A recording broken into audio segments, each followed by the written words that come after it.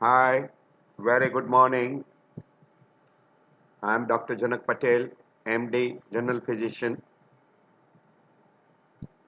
Today we'll be discussing on one of the very interesting clinical symptom which you might see once in a while in your everyday practice, and it is very useful to differentiate three groups which can produce similar symptoms we call claudication. Ideally, when you use the word claudication, means it is a pain in a calf region due to lack of blood supply, or we call it lack of oxygen and nutritional supply.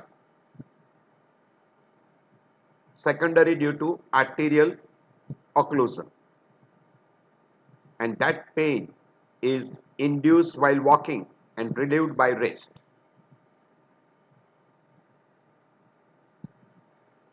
I am discussing this particular topic because recently only I had one patient who came with pain in only one limb, mainly in the calf region, and it was only on walking for a very short distance. It was little difficult to differentiate between an arterial causes, and similar type of symptoms can occur also due to other pathophysiology we call as neurogenic claudication, or it is also called as a pseudocolic claudication. And similar symptom also you can get when there is a venous insufficiency, chronic venous insufficiency. So we'll try to discuss these three aspects and try to find out what exactly is claudication, what are the other condition which mimics identical like claudication, and how practically you approach. So we say holistic approach to claudication. The meaning of holistic means in medicine it is characterized by the treatment of the whole person, taking into account mental and social factors rather than just the physical symptoms of a disease, because claudication is a symptom, and that symptom, if clinically you diagnose that this is claudication and you confirm it, this claudication is because of peripheral arterial disease. So indirectly it was also described as a coronary artery disease which produces damage to myocardium, and stroke which produces damage to brain. This particular produces damage to calf muscle, and hence peripheral arterial disease is very frequently associated with coronary artery disease and very frequently associated with stroke. So indirectly, if you pick them early, you can give a proper treatment, identify if a person is having any coronary artery disease or person is likely to have a stroke, and you can prevent this to major damage and decrease mortality. Now similar type of symptoms which mimics claudication you can get in a person who are having night cramps, sciatica, that is we call neurogenic claudication. There is a neurogenic claudication due to lumbar spinal stenosis. You can have identical symptoms secondary due to varicose vein. So these three conditions you have to differentiate from true claudication. So we'll be talking regarding that.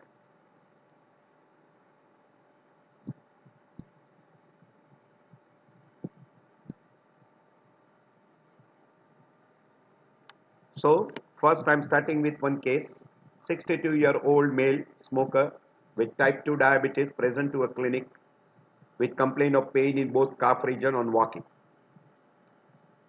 As soon as the person comes to you with calf muscle pain on walking, we ask few questions, and that should be asked to almost all person who comes with complaint of pain in both calf region on walking.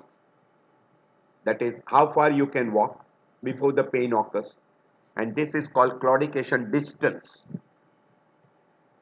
And what do you make to pain go away? Means if a person says that I wait for a while, I take rest, my pain disappears in 5 minutes or 10 minutes. So that is a very, very important clue. Then third question, does pain radiate anywhere? Now if a person says that pain is radiating from back to calf, it cannot be claudication. Do you have any back pain? If any person who comes to you with pain in a back region, radiating posteriorly to calf, it has to be a neurogenic cause rather than peripheral arterial disease. So this becomes a very important clue. Do you have any wounds and or do you feel pain at rest? Now this is also very important, because if a person is getting pain even at rest, and particularly when the person is elevating the limb, that is rest pain, and that goes in favor, more in favor of peripheral arterial disease. And if a person is having non-healing ulcer, or we call trophic ulcer, non-healing trophic ulcer, particularly on the plantar surface of the foot, again it is more in favor of a peripheral arterial disease. So some of this clue is very, very helpful. So if the patient has got wound or rest pain, the diagnosis is not intermittent claudication. The diagnosis is critical limb ischemia and should be managed as early as possible. And here it is clearly shown that smoking is one of the cause which can end up with peripheral arterial disease leading to intermittent claudication. The patient is a smoker, ask about cessation, when he has stopped, how long he was smoking, how much he was smoking, etc. This is a clue which tells you that if the person is getting pain on walking and there is a lower limb pain with history of diabetes, hypertension, hyperlipidemia, it goes in favor of peripheral arterial disease. And if a person is getting pain even while taking a rest and foot elevation, that also goes in favor of what we call as peripheral arterial disease, and this particular symptom will describe as a rest pain. Classically, you can see that person is holding the limb and he is walking. So this goes in favor of claudication. Here we have written already, we'll say not 20%, more than 20% are asymptomatic. So this particular group should be also picked up as early as possible. Here is the second case, 57-year lady, cigarette smoking, hypertension, alcohol abuse. She is on Ramipril 5 mg OD, complaints of lifestyle limiting leg, intermittent claudication, 50 meters pain-free walking distance, and there is occlusion of on a Doppler ultrasound. It shows 15 centimeter long subocclusion of mid segment of superficial femoral artery. Now this is a clear-cut evidence on a Doppler ultrasound that this is a occlusion of a mid segment of femoral artery, and that gives a restriction to a walking. So which treatment for lifestyle limiting claudication with a long subocclusion of superficial femoral artery? Yes, quite simple. You have to have a choice from this four. Will you go for a medical treatment purely, say antiplatelet and statin, or you will go for medical treatment and exercise training, or you will go for medical treatment endovascular revascularization of superficial femoral artery, or you will go for medical treatment, revascularization, and exercise training. Indirectly, we have got a fourth treatment we call medical treatment, exercise training, endovascular, revascularization. All these are the standard treatment. Person should not end up with endovascular revascularization and the end stage we call as amputation. So as early as possible, a diagnosis is very important. Reduce all the risk factors and then have medical treatment, exercise training as the prime thing. A medical treatment with exercise training is the best in the initial stage. So this should be the choice. And if person doesn't get result with a good medical treatment, good exercise training and lifestyle modification, then person should go for endovascular revascularization. And then finally, if person develops gangrene or person develops critical limb ischemia, which can also end up into gangrene, then you might require even amputation. So now we are starting with what is claudication. Claudication is derived from a Latin word which means limb. So claudication is a pain or tired feeling or weak feeling that occurs in leg usually during activity, mainly as walking, and goes away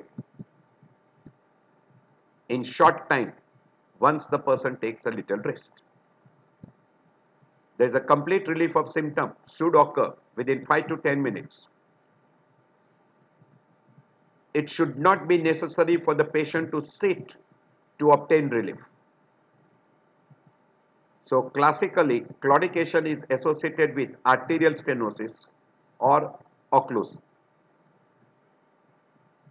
The symptoms are secondary due to inadequate or decreased blood flow to the muscle affected. And whenever there is an increased demand, there is already a decreased blood flow. Because of increased demand, the muscle need more oxygen. The supply is less. So muscle now will have anaerobic metabolism. So glucose will be metabolized by anaerobic metabolism. It will end up into accumulation of lactic acid, and that will stimulate pain nerve fibers, giving rise to claudication. And when the person takes rest, demand decreases. So the production of lactic acid will reduce, the pain will reduce, and person will be benefited. The person who gets claudication may complain of different types of symptoms like cramping, aching, tiredness, or heaviness. Any one of these symptoms person can complain depending upon his way of explaining. So pain in a muscle or a muscle group brought on by exercise, relieved by rest, and calf is the most commonest muscle which is being affected. No pain at the start of exercise, fairly constant claudication distance. So the amount of distance what a person gets before claudication, person is pain free, and the distance what he walks and then he gets a claudication pain, that much distance is called claudication distance, and the time taken for walking that distance is also called as claudication time. As the disease advances, distance becomes short, time also becomes short. So this becomes a very important clue to find out even the progress of the disease. The most common risk factors are all the risk factors which ends up with atherosclerosis, like diabetic, old age, smoker, hypertension, history of coronary artery disease, hyperlipidemia, all the factors which will end up with what we call as peripheral arterial disease, that is secondary due to atherosclerosis. So claudication distance shortens when person walks uphill or rapidly also, and that also suggests that the disease is serious. The commonest signs and symptoms will depend upon what the site. Say if it is involving aortic iliac area, we call aortic iliac peripheral arterial disease, person will complain of pain in a buttock region, thigh and hip region, and occasionally in calf region, along with erectile dysfunction in a male, and that is called Larichi syndrome. If there is an occlusion in femoral artery, we call as a femoral popliteal peripheral arterial disease, and person will have a pain in a calf region, and this is the most common. And then you can come across what we call as a popliteal artery involvement. This is not common. When the occlusion becomes much more, person starts getting rest pain. So chronic preceded by intermittent claudication, and this we call as a critical limb ischemia, because sooner or later when the occlusion further increases, person will go into a stage what we call as a non-healing ulcer, trophic changes, non-healing ulcer, and person can develop gangrene. So rest pain, non-healing ulcer, and development of gangrene will be going into a stage what we call as a critical limb ischemia. And if there is a acute occlusion of the artery, we call as an acute limb ischemia. This is not preceded by intermittent claudication, because this is very frequently due to thromboembolism. So mainly because of an embolus which will block 100%, and as there is a 100% occlusion, it will end up with gangrene. So that is acute limb ischemia, which will need an emergency surgical intervention. So clinical manifestation, mainly because of narrowing of the lumen, ischemia, intermittent claudication, pain will be felt during exertion and reload with rest. There's a reduced supply. You will find diminished pulse or absent pulse, and because of decreased blood supply, there is a skin changes in the form of a dry, shiny skin with a loss of hair, thick, brittle nail. The nail in this foot will be affected. There will be no edema, and usually the limb will be cold, relatively cold. Usually we say that in a peripheral vascular disease, or indirectly we get the person who is having a peripheral arterial disease, who is having claudication, will have a 6P because of lack of oxygen supply. We call pain, unrelieved, at rest. You will get paresthesia.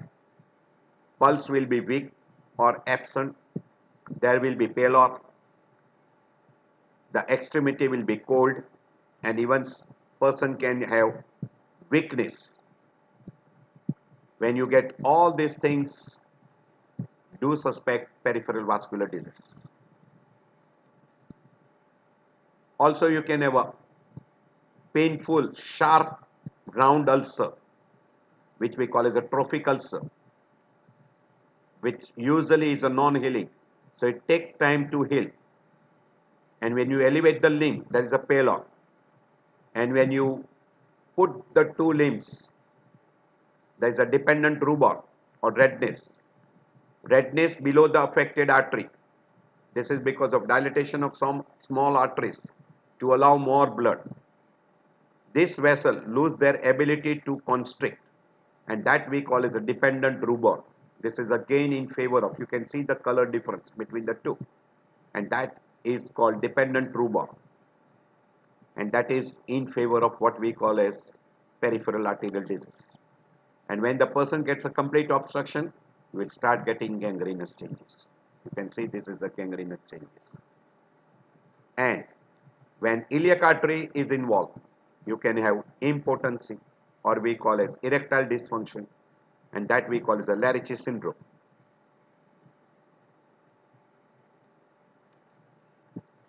Atherosclerosis is a systemic disorder 50 to 75% of the peripheral artery disease also have a coronary artery disease. Invariably, they end up with ischemic heart disease, and also they can have, this is not only carotid artery, we can call cerebrovascular disease, and can end up with stroke.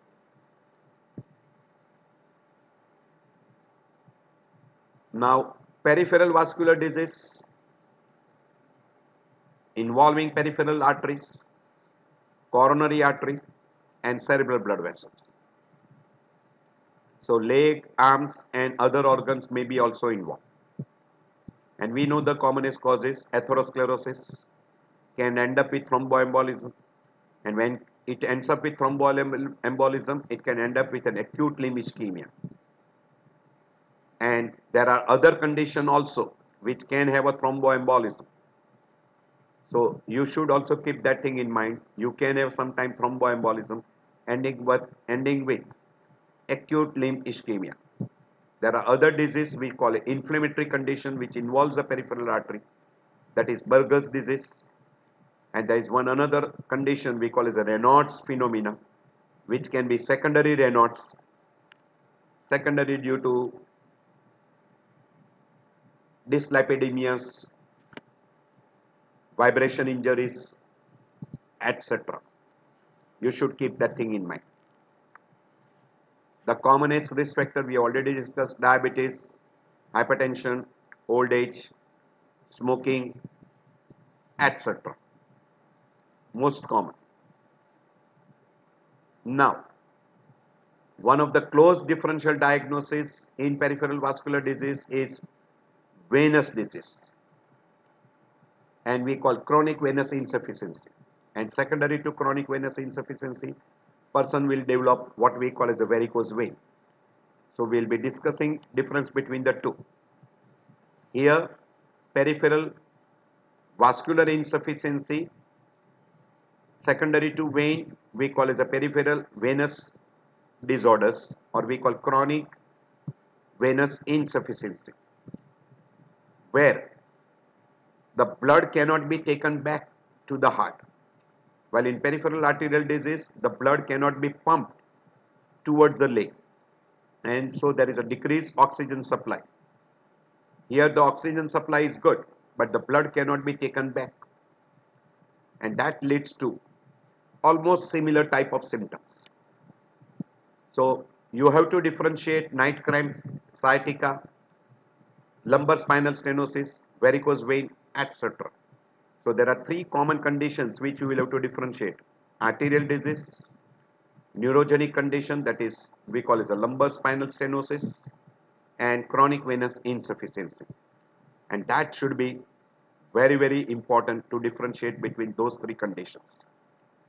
So you will have to differentiate these three, that is peripheral arterial disease, neurogenic, and venous conditions. Also, sometimes osteoarthritis can be misleading, particularly knee joint osteoarthritis. You should keep it in mind, but it is very easy to identify osteoarthritis. There is something very typical of what we call as non-arterial etiology: atypical claudication, pain with exertion. Pain does not stop the patient from walking, may not involve the calf muscle or other major muscle group, and does not resolve within 10 minutes of rest. If you find these particular things, think it is something else other than arterial condition. But we'll be going in detail as we go by. So these are the three common conditions, and these are the simple most way to differentiate, and then we'll be going in little bit more detail. In arterial, the quality of pain is cramping. In venous, good number of times they describe as bursting pain. In neurogenic, it is neuralgic pain, or we call shooting pain, radiating pain. Arterial claudication, onset wise, it is gradual, and there is a fixed distance we call as a claudication distance. While in venous, it is gradual, and good number of time it is immediate pain. while in case of neurogenic, can be immediate and it is inconsistent. So there is no fixed distance. What a person will tell you. We'll be going in further detail as we pass through the some of the slides. Arterial claudication is relieved by standing for a short period. By and large, it is less than 10 to 15 minutes. While venous claudication is relieved by elevation of foot. Neurogenic claudication is relieved by sitting down and bending forward. This is very, very typical of neurogenic claudication. Very, very typical. So relieving factors gives you a differentiation very nicely between arterial, venous and neurogenic claudication. Location, usually arterial will be calf muscle groups. If it is higher up, it may be in a thigh or in a buttocks. Venous is usually the entire limb, while neurogenic is usually the posterior side of lower limb, starting from back right up to heel region. Entire limb, but mainly posterior side, very frequently. It is L5 region, L4, L5 region. And legs, by and large, arterial is usually unilateral. Venous is also quite frequently unilateral, while in neurogenic it is usually involving both lower limbs. Now there are very few things which will help you to differentiate between arterial and venous. Very, very important. If you do a ABI, ankle brachial index, by measuring a blood pressure at ankle and measuring a blood pressure at brachial artery with the help of stethoscope or with the help of Doppler, and if you get the ratio of ABI in ratio, and if the ratio is less than 0.95, it is more in favor of arterial, and if the ratio is more than 0.96, it is more in favor of venous. Usually in arterial you will get an absent pulse or weak pulse, while in venous the pulse will be normal. If you palpate the lower limb, usually in an arterial it will be cold, while in a venous the extremities will be warm. In a venous, edema will be invariably the most common features, while in an arterial usually there will be no edema. Color of the limb which is affected will be pale, and if it is a critical limb ischemia, it can be even showing you cyanosis. And in case of venous, the color will be normal, and good number of times there may be hyperpigmentation because of pigment deposition secondary due to chronic venous insufficiency. Ulcers of arterial ulcers are usually round with a smooth margin. They are very commonly on the plantar surface, while venous ulcers are irregular in shape. They are close to the ankle. Skin is usually shiny. There is a loss of hair, while in case of venous the skin is pigmented. These are the few differences which will help you. Very, very important differences between arterial and venous. Will be further showing you the difference between arterial and neurogenic claudication. There are few diseases which will also help you out to find out the other causes which can end up with peripheral arterial disease. We call RRBB. Raynaud's phenomena, you will have a cold fingers. It will be usually affecting the ring fingers very commonly, and they will be cyanosed. In Buerger's disease, it will be a cold feet and cold hand, and you will have a cyanosis in both upper limb as well as lower limb. This helps you to differentiate a Raynaud's disease and Buerger's disease. So little examining the upper limb also will help you out. Mainly in Raynaud's it is upper limb only, while in Buerger's upper limb as well as lower limb both may be involved. So do keep it in mind. So Raynaud's phenomena is different.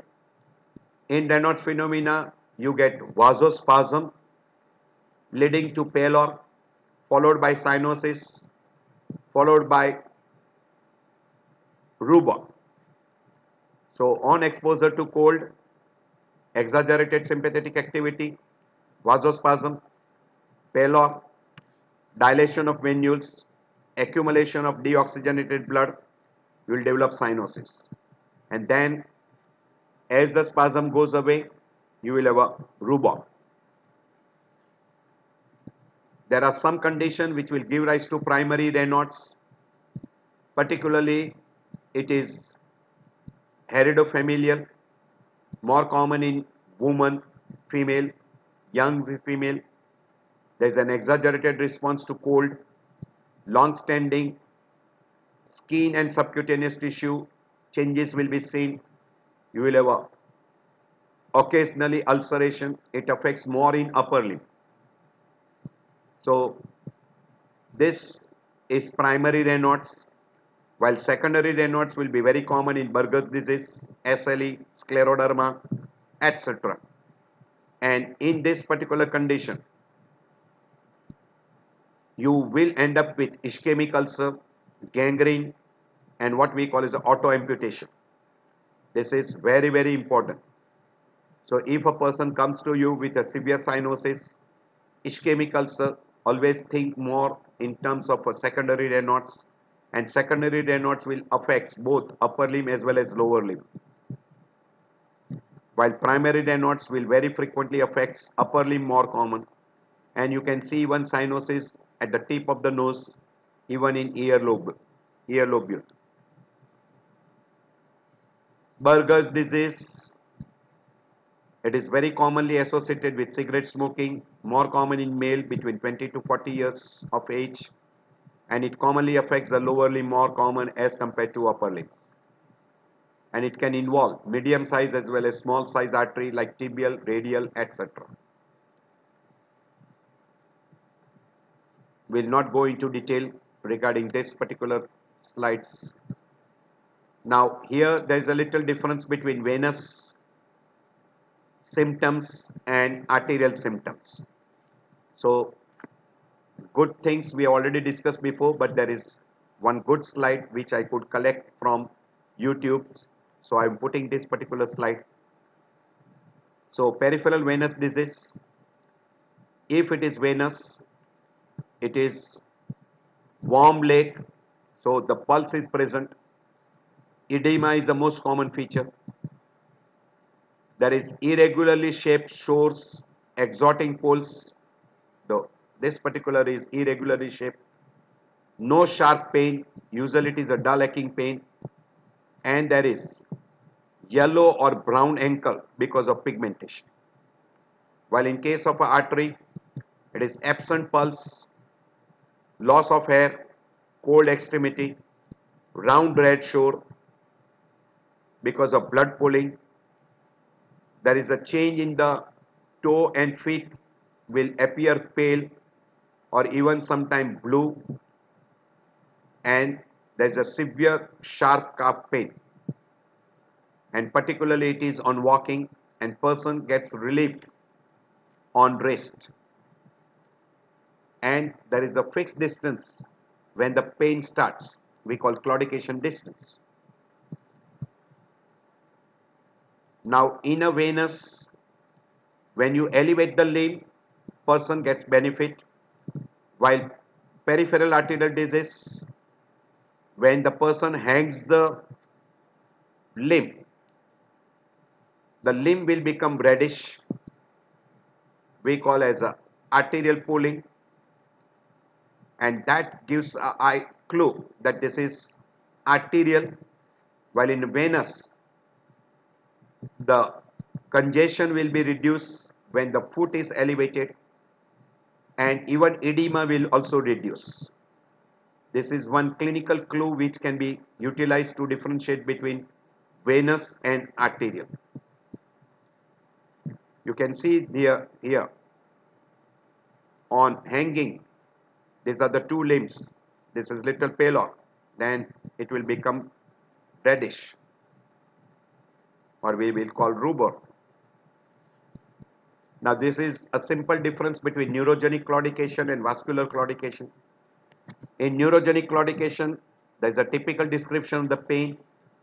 It is a vague, cramping, aching, sharp burning pain in a lower extremity. It will start right from the back, buttock, and in the lower limb. Well, this will be mainly in the calf region. Vascular claudication is usually complaining like tightness, cramping pain. This will radiate from proximal to distal. Well, usually this is localized pain, very commonly in a calf muscle region. On even standing, particularly with extended trunk, less with walking, and whenever a person uses bicycle, because while doing a cycling, person usually bends, that relieves the pain, unless a person does extension of the spine. So only on extension, that is on standing, usually person extend the spine, the pain is increased.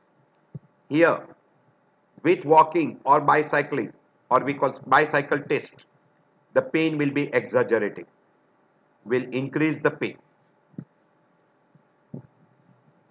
When you sit, usually you flex your limb, that will reduce your pain. Or on flexion or on squatting, the pain will be reduced. While in vascular claudication, with sitting and cessation of muscular activity, pain will be reduced. Time of relief is prolonged, while here, rapid.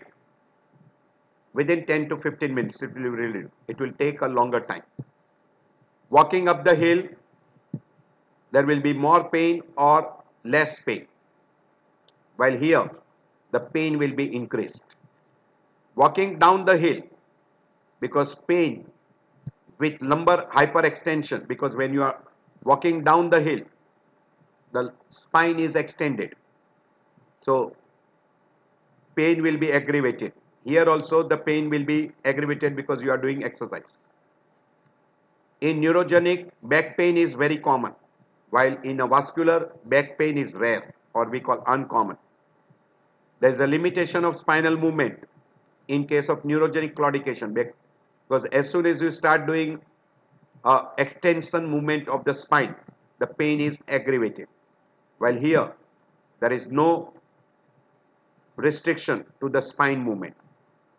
So this is one simple difference between neurogenic claudication and vascular claudication. There are other symptoms also which we will be discussing. We have discussed these few of the symptoms. Sensory symptoms will be frequently present in neurogenic claudication, while sensory symptoms will be almost absent. Muscle, or we call motor weakness, will be more common in neurogenic claudication as compared to vascular claudication. It is usually absent, motor weakness. If you look at the reflexes, reflexes frequently present. Vascular claudication, reflex changes will not be seen, so it will be absent, what we call is hyperemia. Pulse will be, in a neurogenic, will be normal, while here it will be reduced or absent. You will be able to auscultate the bruit over the narrowed artery very frequently in a vascular claudication, while here there will be no bruit. So these are some of the other differences which you can take into account to differentiate between neurogenic and vascular claudication. And we have already mentioned atrophic changes, that is cyanosis, hair loss, etc., will be more common in case of vascular claudication as compared to what we call as neurogenic claudication, also in venous also. And aggravating factor we have already mentioned, that in a neurogenic claudication, erect posture and hyperextension of the spine will aggravate, while any type of a leg exercise like walking up the hill, down the hill, etc., will increase the claudication. And when you do the physical examination, neurological examination will tell you that in case of a neurogenic claudication, you will get some asymmetrical finding, while in case of a vascular claudication, usually it is symmetrical. Straight leg raising sign, usually Sorry, this should be vascular.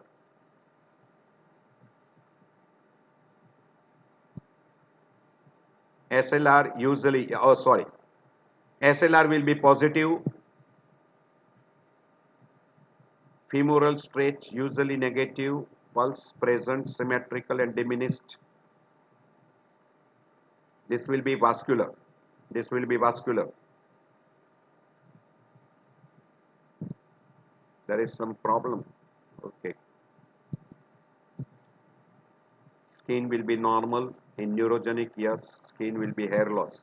Okay, okay, that's it. That's neurogenic examination, occasional finding, usually asymmetrical, while in case of vascular findings, neurogenic finding will be rare, and if at all it is there, very frequently symmetrical if they are present.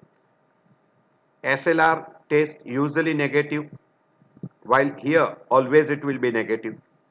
Femoral stretch test will be usually negative, while this will be always negative in case of a vascular claudication. Pulse will be present or symmetrically diminished, while in case of vascular claudication, it is diminished or absent, and very frequently one will be more affected than another. That's why we call asymmetrical. Skin changes will be more common in vascular like hair loss, atrophy, smooth round ulcer, non-healing ulcer, etc., which will not be seen in a neurogenic claudication. And bicycle test, where person usually bends, the person will get relief. If person does hyperextension while doing a bicycle test, then only the pain will be aggravated. While here, positive with the spine in any position. So if a person has got spine involvement, then the person will get relief with bending forward. While in case of vascular, any type of exercise in any position will increase the pain. Now this is again a little difference between lumbosacral, that is neurogenic claudication. Age incidence is between 30 to 65, while intermittent claudication is very commonly after the age of 60. This is usually subacute to acute onset, 60% spontaneous recovery in less than 12 weeks, while this is insidious onset, progressive, till person develops wrist pain and person ends up with what we call as amputation. Pain characteristic we already described. This is radiating pain, sharp pain, good number of time person describe burning pain, and worst than back pain. Leg pain is worst than the back pain, while here usually it is a dull aching pain, tired pain, cramping pain, etc. Heavy feeling in legs. Localization mean mostly good number of times this may be unilateral and starting from back to lower limb, mostly to the posterior side, that is L5 root, L5S1 root. This good number of time intermittent neurogenic claudication, it is bilateral. Provocation, increased pressure on cuffing, standing, sitting or walking. Well, this will be on standing, walking or with straight back. Relieved by lying down, that is lumbosacral radicular pain. While this neurogenic claudication will be relieved by when you drive the bicycle or a bike because you bend forward, or sitting down, or acquiring a squatting posture. Physical examination will show you diminished strength, diminished sensation, reflexes will be preserved, and there will be SLR will be positive. So in what we call a sciatica, SLR test will be positive, while here no abnormal finding in intermittent neurogenic claudication. So this is a little difference between what we call as a radiculopathy and lumbar spinal stenosis. This already we have discussed before, that is vascular and neurogenic, we have discussed before. So this is one slide which I found to be interesting, so I have put, already we have discussed in previous slides. So lumbar spinal stenosis, indirectly we call this as neurogenic claudication, which is mainly a central canal stenosis, and that gives rise to compression of the roots, maybe a lateral roots or maybe a descending roots, and good number of time this patient will have a leg pain, back pain, pain will be also in buttocks, cramping pain of the calf, heavy sensation, and there is one typical sign described, grocery cart sign, because when a person is going for purchasing a grocery, usually puts in the cart, and while pushing a cart he bends forward, and at that time the pain is relieved. So this is a very characteristic sign. So good number of time person will give you that particular history, while I'm going to purchase the grocery, and when I'm pushing the cart my pain is relieved because of flexion of the back, and that is very characteristic sign in a lumbar spinal stenosis, and that particular group of people you must suspect and you must investigate properly. So this is a typical, when you do hyperextension, pain is there, when the pain disappears while pushing the cart, because while pushing the cart you are bending forward, you get relief. This is very characteristic. And when you bend back, the foramen is reduced, person gets pain. So while leaning forward, pain is relieved, and while leaning backward, pain is increased. This is a characteristic of what we call as lumbar spinal stenosis. Very, very easy. So walking is bad for both condition, in case of vascular as well as in case of neurogenic. In neurogenic it is more in the back, radiating to the back side, while in vascular it is mainly in the calf region. If you sit, it is good for both condition. So when a person is sitting, it will be beneficial for vascular as well as for neurogenic also. So sometimes it becomes very difficult in this particular group. But if a person gives you a very characteristic history that pain is bad on standing and bending back, it is more in favor of neurogenic, while in vascular, when he stands, it is relieved. So do keep that thing in mind. And particularly when the person is using the bicycle, vascular claudication will be aggravated in any position, while when the person is bending on a bicycle, in case of neurogenic claudication, it will be reduced. So this is some of the important clue. It is exaggerated by bending back, and bending forward, the pain is relieved in a lumbosacral. So these are some of the clue which will help you out to differentiate those things.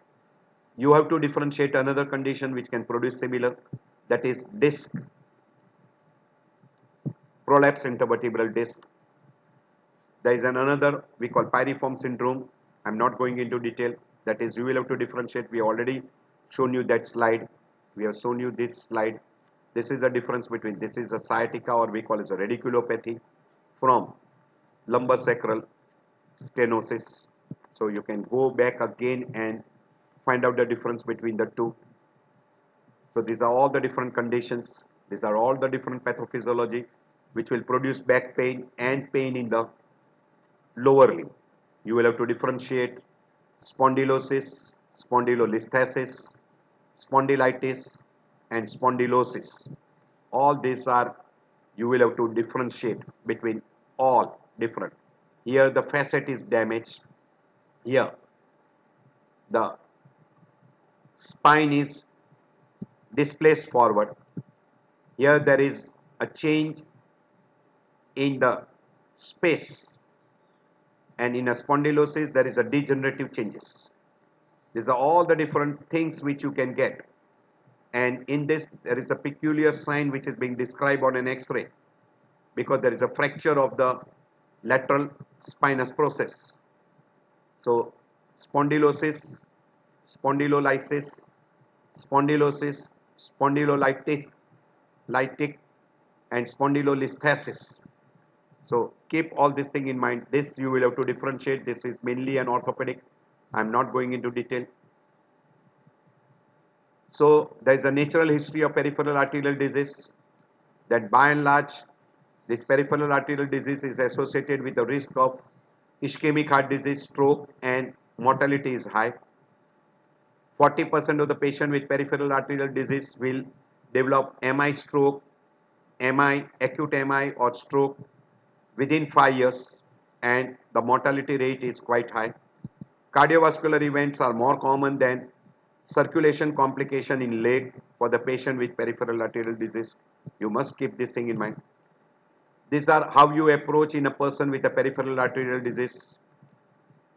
If a person has got a local symptoms and systemic symptoms, so at your leisure time you can go through. Most important investigation what you have to do is a Doppler ultrasound and ABI index.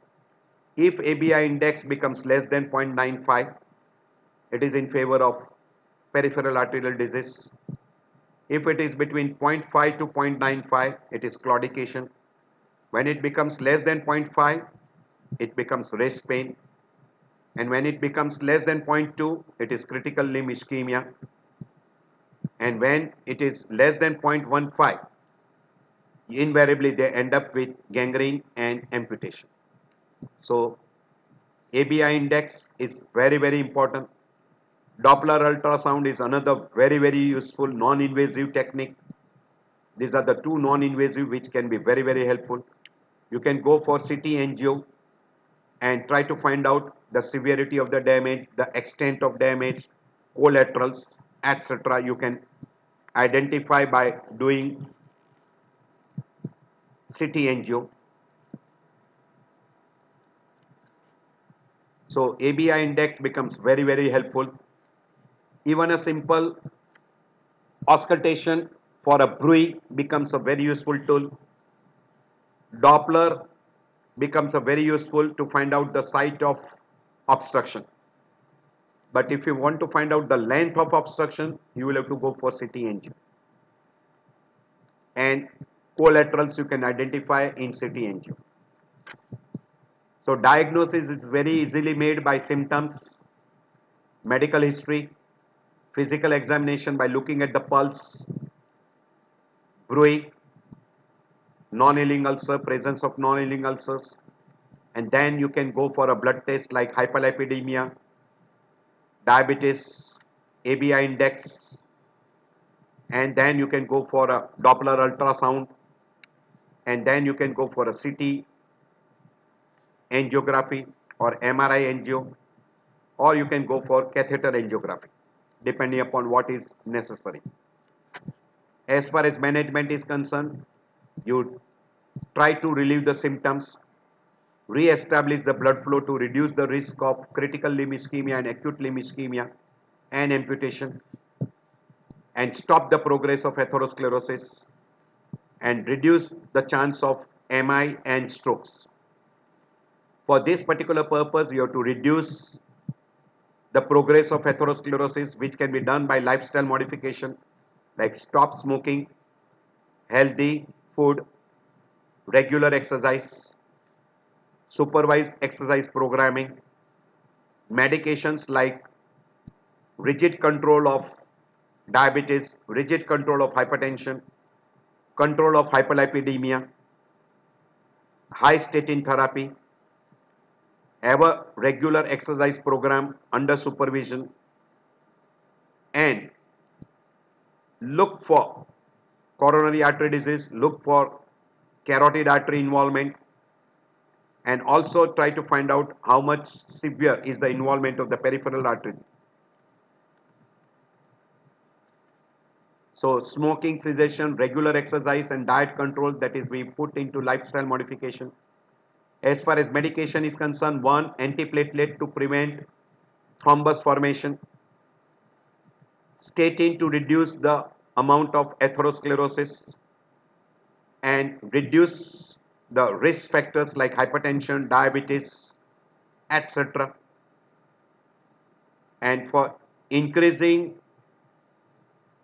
the blood supply, one of the drug which is being commonly utilized, antiplatelet and statin are the two main therapy. And then you can use silistazole, which will increase the amount of blood supply in the affected area. But at the same time, you have to keep it in mind that person should not have a very severe peripheral arterial disease. Person will not be benefited. But regular exercise programming under supervision will help you more. So that should be advised. Regular exercise training under supervision, we call supervision exercise training, should be advised. So statin, supervised exercise therapy, that is very commonly advised. Silistazole is one of the treatment which is advised. And if the ejection fraction is markedly reduced, silistazole is not preferred.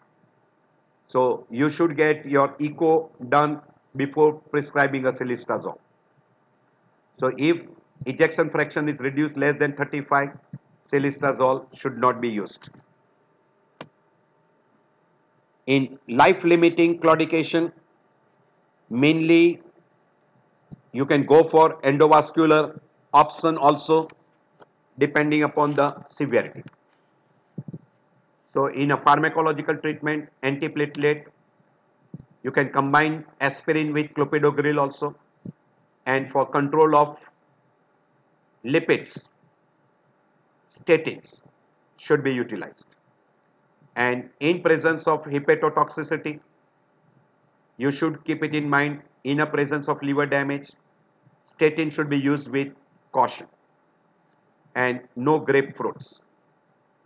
Stop smoking, dietary control, regular exercise, avoid citrus fruits when you are using all this, and don't use any material which produces damage to the liver.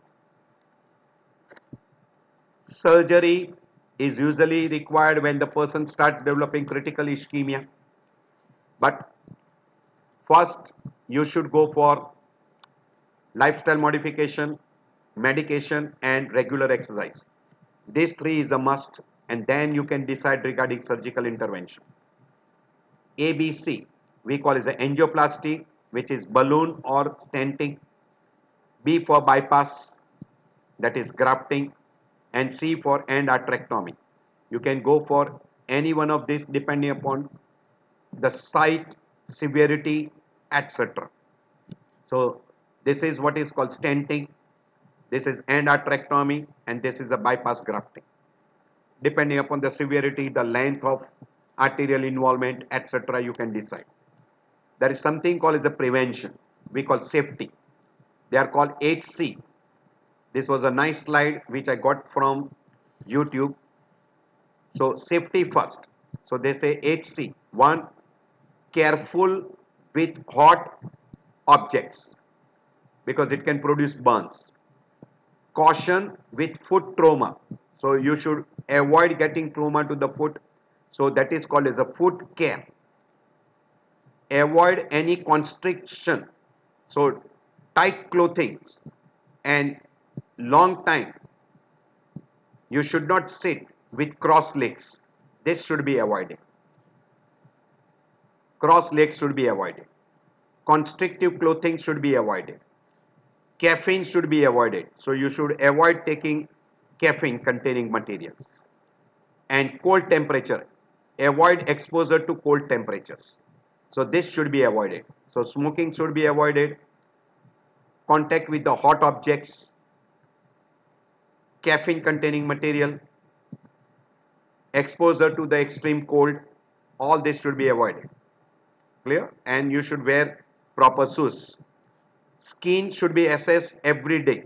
That is what we call as a foot care. Shoes should be well fitted, no sandals. Person should hydrate properly because that will reduce the what we call as, when you hydrate properly, the osmolality will be better. And toenail should be trimmed at regular interval, and that should be done by a provider, what we call as a proper medical person. The slippers should be avoided, proper shoes should be used. When you use a nail cutter, see that you don't damage your skin, etc. So all these precautions should be taken. This is called safety. And as far as venous is concerned, one of the important things which can help you is stockings. Elastic stockings will help you in a venous. Complication in a peripheral arterial disease, which are very common, person can end up with amputations. In conclusion, whenever a person comes with intermittent claudication, determines that person is having no wound, no wrist pain, no back pain. If person is having back pain, less likely to be peripheral arterial disease. So always try to rule out neurogenic from vascular and venous from vascular. ABI index is a must, non-invasive method, and another is Doppler ultrasound. Very important clue. And then you can go for computerized angiography, CT angio, which will help you to find out the site, length, even collaterals, etc. Advice to stop smoking and rigid medical therapy to control lipids, diabetes control, hypertension control, etc. and add antiplatelet drugs, either mono or dual, aspirin or aspirin with clopidogrel. And refer to a supervised exercise training program. Advise 30 minutes of uninterrupted walking, 3 days in a week to start with, and then gradually increase. Advise patient to walk through the pain. Very, very important. Avoid procedures unless it is a life-limiting claudication. Then only surgical intervention should be done. So I end my lecture here. I thank you all for taking out time. I know that your time is valuable, and I appreciate that you are spending some of that time with me.